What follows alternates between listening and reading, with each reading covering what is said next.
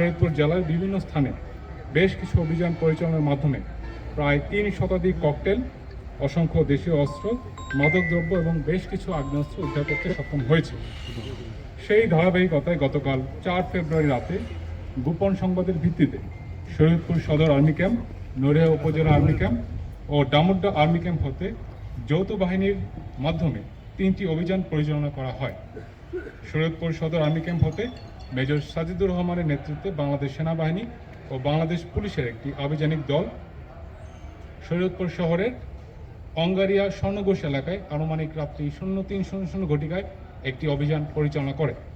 উক্ত অভিযানে একটি টমাহক শটগান, 2টি AK.22 bore semi automatic rifle, 3টি magazine, 71 round shotgun ammunition, 57 round rifle .22 barrel ammunition, 12 round 9mm pistol ammunition, একটি বিদেশি ড্যাকার এবং 3 বোতল বিদেশি মদ এবং মাদকদ্রব্য গ্রহণের সরঞ্জামাদি উদ্ধার করে।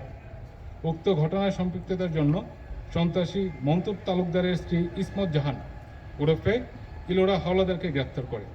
উল্লেখ্য যে সন্ত্রাসী মন্টু তালুকদারের বিরুদ্ধে বর্তমানে 7টি মামলা চলমান রয়েছে।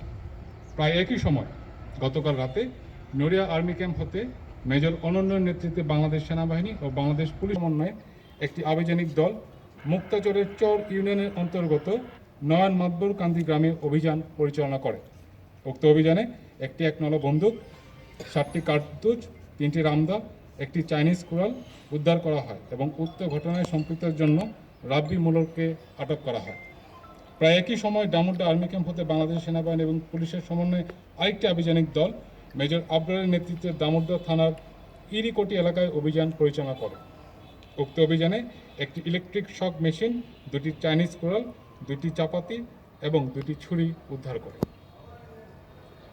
আসন্ন জাতীয় সংসদ নির্বাচন উপলক্ষে শরীয়তপুর জেলায় সার্বিক আইনশৃঙ্খলা পরিস্থিতি নিয়ন্ত্রণ রাখার জন্য বাংলাদেশ সেনাবাহিনী অন্যান্য সকল আইনশৃঙ্খলা রক্ষাকারী বাহিনীর সাথে সমন্বয়পূর্বক কাজ করে চলেছে।